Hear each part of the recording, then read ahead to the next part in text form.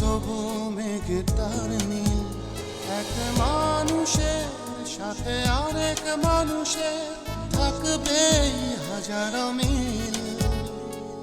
হিংসা, লোভ, ঘৃণা এছাড়া দেখি না কারো মনে, শুধুই মায়া।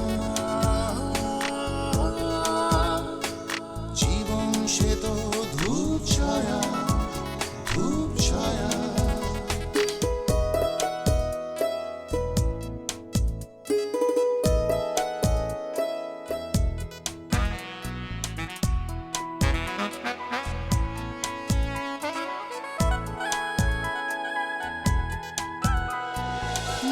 সাজে সুখ সুখ শত ভাবনাতে, স্বপ্নের নীল ঘরে যায় দিনে রাতে। গল্পের বৃত্তে আনা গোনা, দুঃখ সুখেই বোনা। এক মানুষের সাথে আরেক মানুষের থাকবে হাজারো মিল। হিংসা, লোভ, ঘৃণা এছাড়া দেখি না কারো মনে, শুধুই মায়া। জীবন সে তো ধূপ ছায়া, ধূপ ছায়া।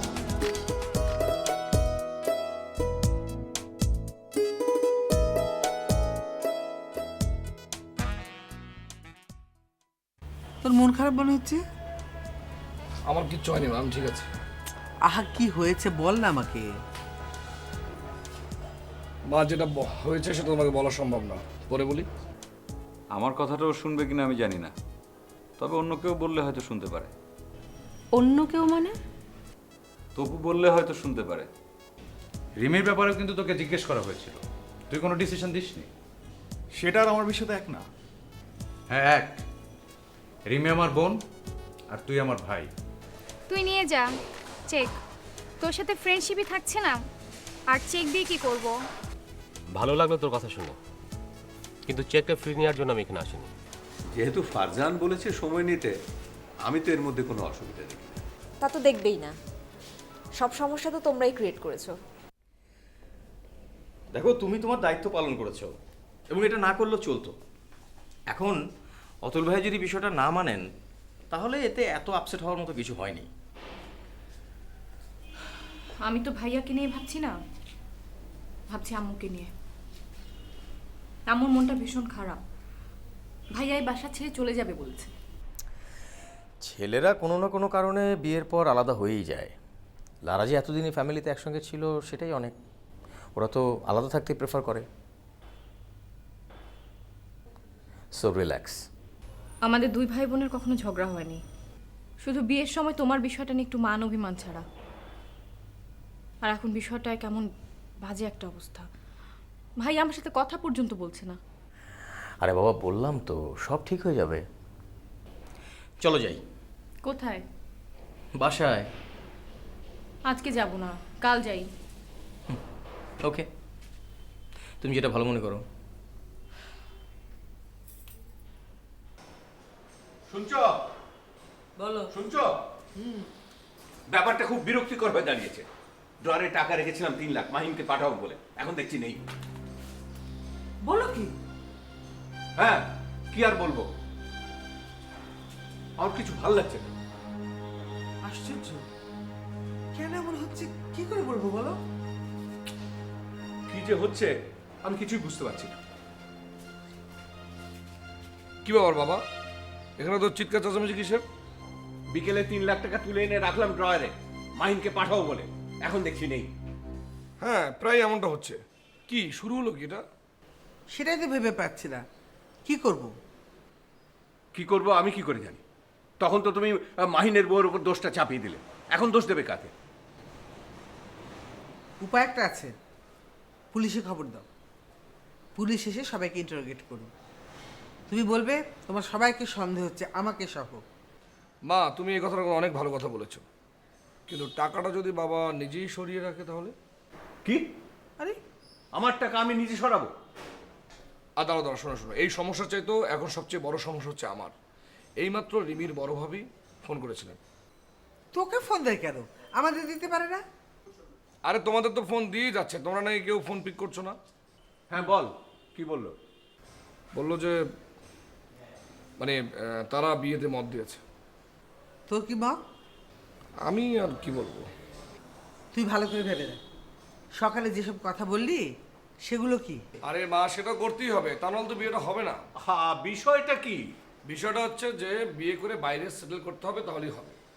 কারণ বাইরে সেটেল না করলে ওরা বিয়েতে মত দেবে না, কারণ হচ্ছে মাহিন ভাইয়া।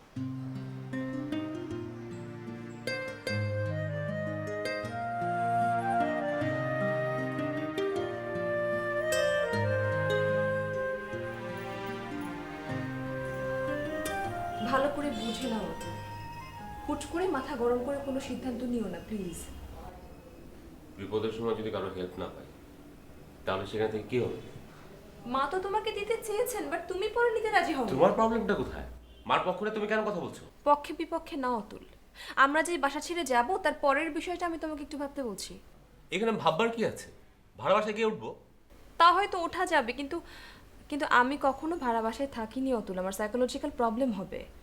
তাহলে এখন কি করবো? একটা অ্যাপার্টমেন্ট কেন? এখন আমার পক্ষে অ্যাপার্টমেন্ট কেনা সম্ভব না, তবে 6 মাস পরে কিনতে পারবো। ওকে, আমি আব্বুকে বলছি, আব্বু ব্যবস্থা করে দেবে। তোমার দেয়া অ্যাপার্টমেন্টে আমি উঠবো না তো। তাহলে আমি তোমার সাথে ভাড়া বাসায় যাব না। কি সমস্যা হয়েছে অতুল? লারা, মা, অতুল আলাদা থাকতে চাচ্ছে। ও যে এরকম একটা সিদ্ধান্ত নেবে সেটা আমি আগেই বুঝতে পেরেছিলাম। আমি তোমাদের জোর করব না, ইচ্ছে হলে তোমরা চলে যেতে পারো, আর আমি কিছু মনেও করব না, কারণ আমি চাই তোমরা ভালো থাকো। দয়া করে চেঁচামেচি চিৎকারটা করো না, এটা ভদ্রলোকের বাড়ি। কোনো অভদ্র আচরণ আমি সহ্য করব না।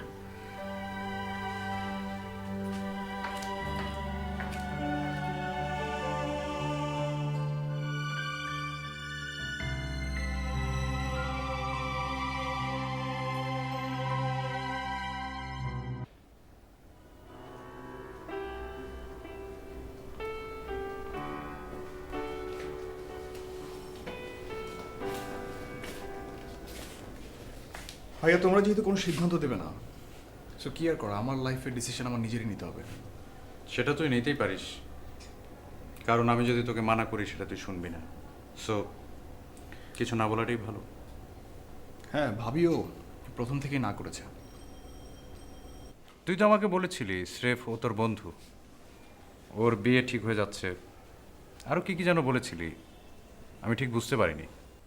ভাই, আমি ওকে স্ট্রেট বলে দিয়েছিলাম আমি ওকে বিয়ে করবো না, কিন্তু এতদিন পর মনে হচ্ছে বিয়ে করে ফেলাটাই ভালো, কারণ নুসরাত আমাকে অনেক বেশি ভালোবাসে।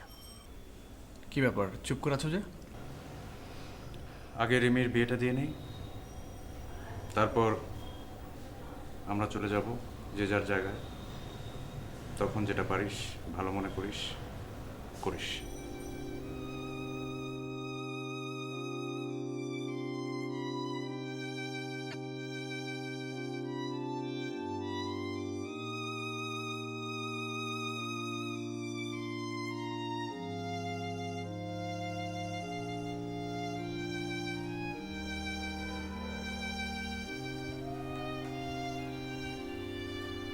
আমি বরং চলে যাই, আপনারা কথা বলেন, অপরিচিতা কাল আসুক। না না না না, তুমি বসো। জি। আচ্ছা আম্মু, সত্যি ভাইয়া ভাবি চলে যাচ্ছে? হ্যাঁ। আমার জন্য? তা কেন হবে? সব দোষ তো আমার উপর এসে পড়লো। কেউ তোমাকে দোষ দেয়নি। ভাইয়া ভাবি তো দোষ আমাকেই দিচ্ছে, আমার কারণে এমনটা হলো। আমি ওদেরকে বলে দিয়েছি থাকতে হলে থাকবে, আর না হলে চলে যাবে। জোর করে রাখার কোনো দরকার নেই। আম্মু, তুমি আবার এখন এসব বলতে গেলে কেন? তো কি করব, প্রত্যেক দিন চিৎকার চেঁচামেচি আমারও ভালো লাগে না। কিন্তু আম্মু, আমি তো তোমাকে টাকা দিতেই বলেছি। না নিলে আমি কি করব? আমি কি ভাইয়ের সঙ্গে একবার কথা বলে দেখব? না, কোনো লাভ নেই, তর্কটা আরও বাড়বে। মাহিন, জীবন তুমি বসো, আমি তোমাকে খাওয়া দিচ্ছি।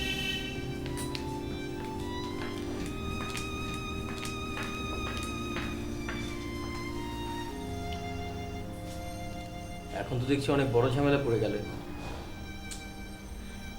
ভাইয়া ভাবি যদি সত্যিই চলে যায় তাহলে আম্মু একা হয়ে যাবে। আমার তো তখন এই বাসায় এসে থাকতে হবে। কি আমি এখানে এসে থাকলে তোমার কোনো আপত্তি আছে?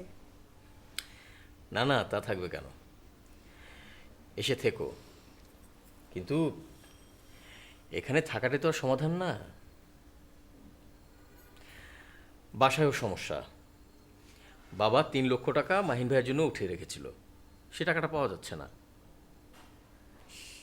তোমাদের বাসার এই প্রবলেমটার একটা সুরাহা হওয়া দরকার। এটা তো কোনো কথা হতে পারে না।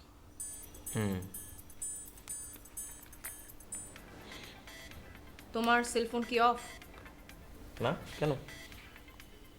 মাহিন ভাইয়া ফোন দিচ্ছে। ধরো না। এত করে বলার পরও আমার মোবাইলে ফোন।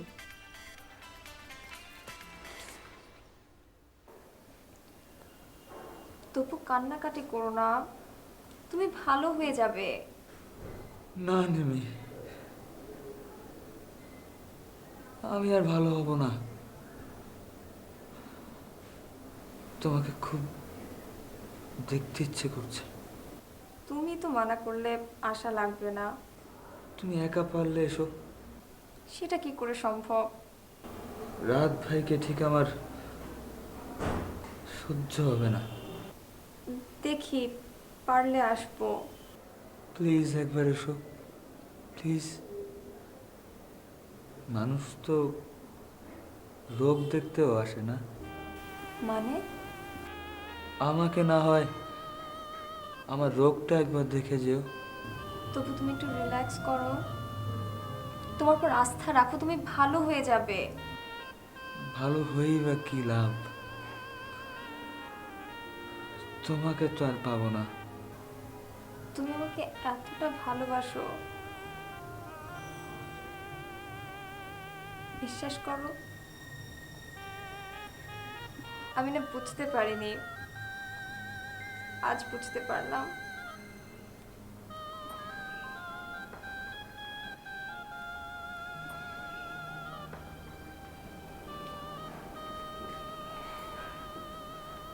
আজ ফিরতে দেরি হলো যে? দেরি হলে মন্দ কি? অফিসে কাজের চাপ বেশি?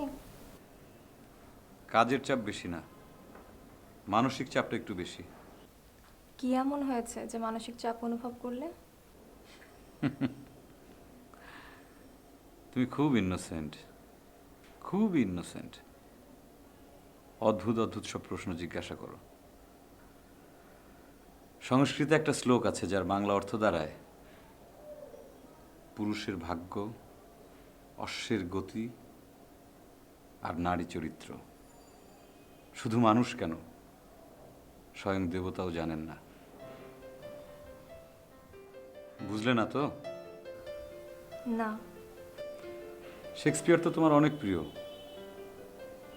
বোধ করি তার সমস্ত লেখাই তোমার মুখস্থ। ওথেলোর পঞ্চম অঙ্কের 2য় দৃশ্যের কথা তোমার মনে আছে? না। A bed chamber in the castle, Desdemona in bed asleep. A light is burning. Enter Othello.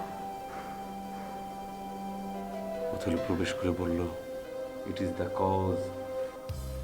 the cause, my soul.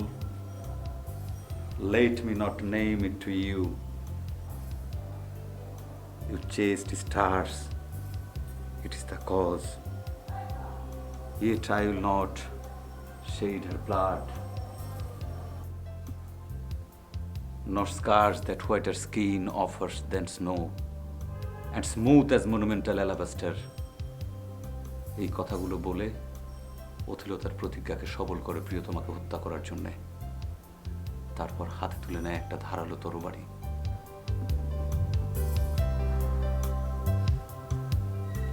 Yet she must die, if she will betray more men. put out the light, and then put out the light.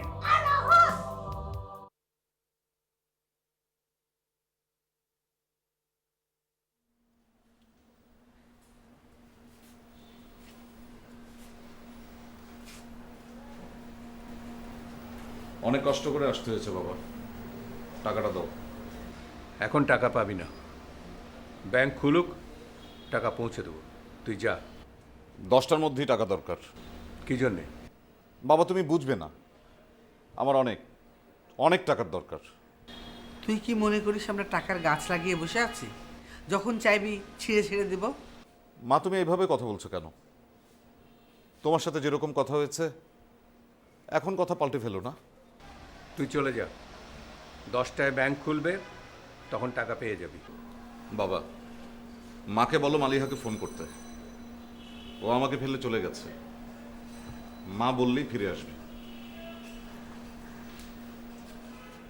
অস্ত্রের মুখে তো সবই করতে পারিস, বউকে আটকাতে পারলি না? পারতাম, কিন্তু ওসব এখন আর করতে চাই না বাবা। আমি ফিরতে চাই। Please help me.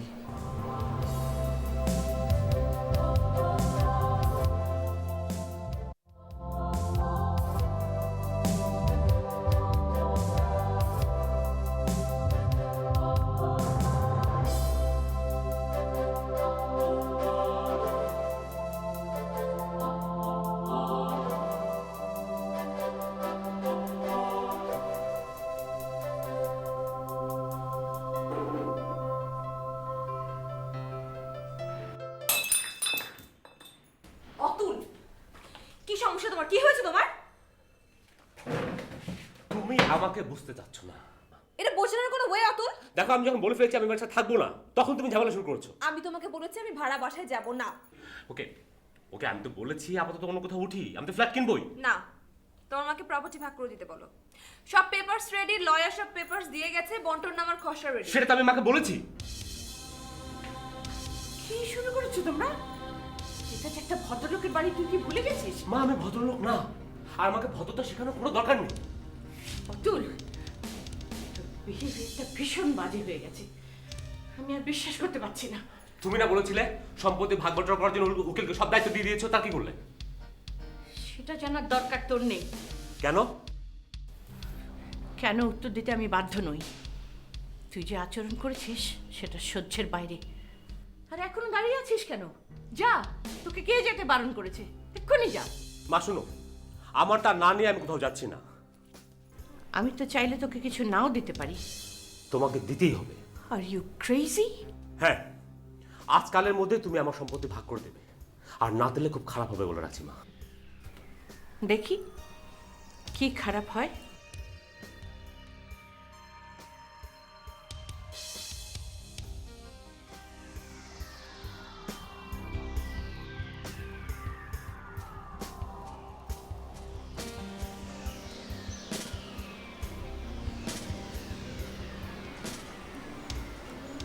Come on, Sania, don't think too much. দেখো নুদরাত, তোমার জায়গা থেকে মনে হচ্ছে আমি অনেক চিন্তা করছি। আসলে উপায়টা কি? আচ্ছা দেখো, রিমির বিয়ে হয়ে গেলেই বড় ভাইয়া এবং ভাবি দেশে থাকছে না, সো আমি তো সেটা নিয়ে চিন্তা করছি না। তাহলে কি নিয়ে ভাবছো?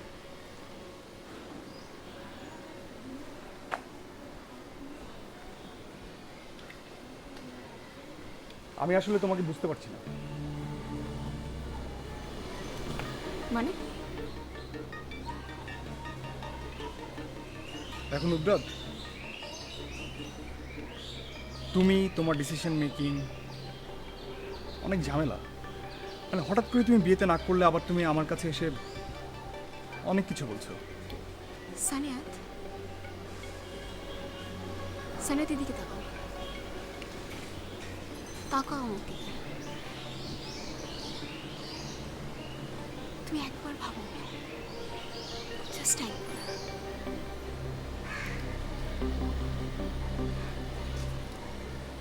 এখান থেকে একবার ভেবে আমাকে বলো, কি বলো? কি বলে?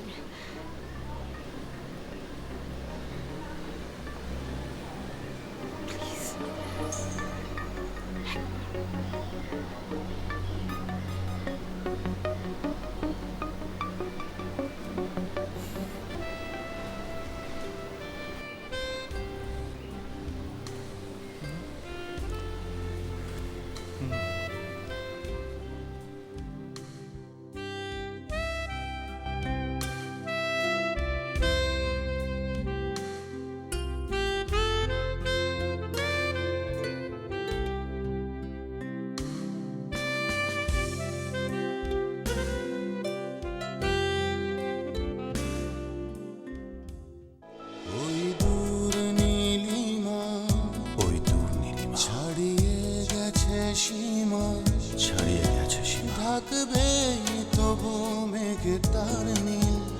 এক মানুষের সাথে আরেক মানুষের থাকবে হাজারো মিল।